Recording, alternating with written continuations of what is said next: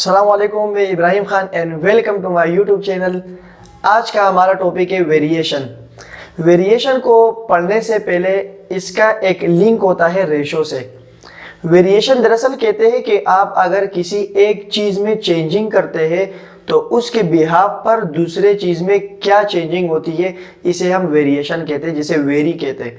लेकिन इस टॉपिक को हम थोड़ा सा बाद में देखेंगे। इस टॉपिक में सबसे पहले टॉपिक आता है रेशो, कि अगर एक वैल्यू से दूसरी वैल्यू में चेंज तो होती है, लेकिन इन दोनों के वैल्यू में रिलेशन क्या होता है, आज हम वो पढ़ेंगे। रेशो सबसे पहला हम पढ़ेंगे रेशो। इस रेशो का मतलब ये है कि आप एक क्वांटिटी को दूसरे क्वांटिटी से जो प्रोपोर्शन करते हैं, एक कंपैरिजन करते हैं, उसे हम कहते हैं रेशो। मिसाल के तौर पर अगर किसी एक फैमिली में 3 बॉयज एंड 5 गर्ल्स हो तो इसको आप प्रोपोर्शन में कैसे लिखेंगे कि बॉयज अपॉन गर्ल्स, 3 बॉयज और 3 गर्ल्स। इस तरह इसको प्रोपोर्शन कहा जाता है।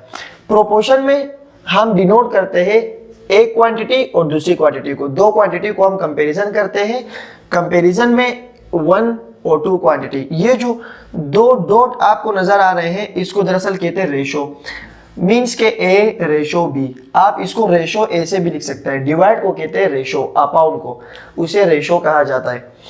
ऊपर वाले नोमिनेटर को जो आमतौर पर नोमिनेटर कहा जाता है, लेकिन वेरिएशन के टॉपिक में इसे हम कहते हैं एंटीसीडेंट, और बी वाली डिनोमिनेटर को कहते हैं हम कंसीक्वेंट। तो ऊपर वाली वैल्यू को एंटीसीडेंट और नीचे वाली को कंसीक्वेंट।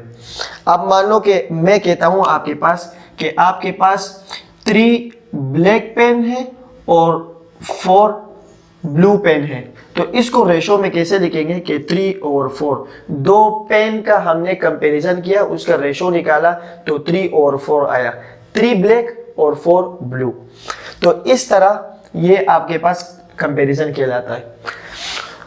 अब इसमें आपके पास अगर कोई वैल्यू आ जाए, आपसे कोई कहे कि आप इन दोनों वैल्यू का कंपैरिजन करें, तो उसकी कोई यूनिट नहीं होती, क्योंकि कंपैरिजन हमेशा दो सेम वैल्यू का कहा जाता है।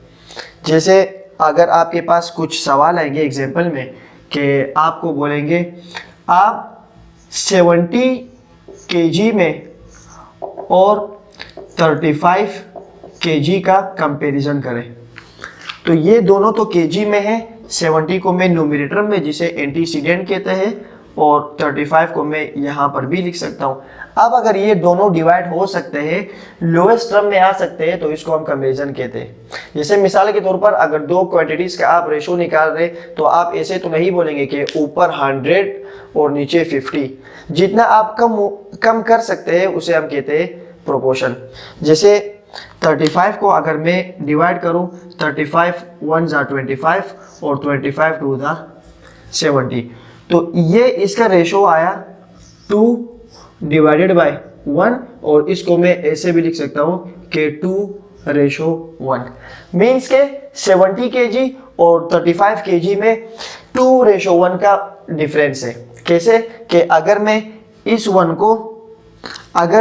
को मैं 35 से मल्टीप्लाई कर लूँ तो ये 35 आ जाएगा, और 2 को मैं 35 से मल्टीप्लाई कर लूँ तो 70 केजी आएगा। तो इस अल्फाज को बोलने के बजाय कि 70 केजी और 35 केजी, इन दोनों का डिफरेंस इतना है, तो इसको आसान करने के लिए ये प्रोपोर्शन यूज करते हैं, जिसे 2 डिवाइडेड बाय 1 आया, और हम ये कह सकते हैं कि पहले केजी में दूसरे केजी तक 1 रेशो का फर्क है। देखिए 1 रेशो का फर्क है, तो इसे कहते हैं रेशो।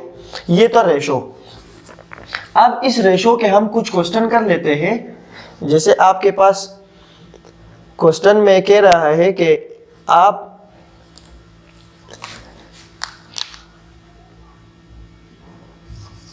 3 मीटर का कंपैरिजन करें, रेशो निकालें 100 या 300 सेंटीमीटर का। तो एक यूनिट मीटर और दूसरा यूनिट सेंटीमीटर, और रेशो में हमेशा यूनिट सेम आएगा। तो सबसे पहले मुझे इसको कन्वर्ट करना होगा, या तो इसको सेंटीमीटर में कन्वर्ट करना होगा और या तो इसको मीटर में कन्वर्ट करना होगा, दोनों का यूनिट सेम करना होगा। अगर मैं इस मीटर को कन्वर्ट करूं, लेकिन आपको मालूम होना चाहिए कि 1 metre is equal to 100 centimetre. तो इस मीटर की जगह मैं 3 को 100 से मल्टीप्लाई कर सकता हूँ और यहाँ पर है 100 सेंटीमीटर। अब 300 ज़ा 300 ये भी सेंटीमीटर में कन्वर्ट हुआ और ये भी सेंटीमीटर में कन्वर्ट हुआ। अब जब मैं इन दोनों के बीच में, सॉरी मैं इक्वल लगा रहा हूँ, रेशो लगा रहे हैं, अगर मैं इन दोनों के बीच में रेशो निकालूंगा, इसको मैं ऐसे भी लिख सकता हूँ 100 300 1 ज़ा 300 और 300 1 ज़ा 300। इसका जो फाइनल आंसर आया वो आया 1/3।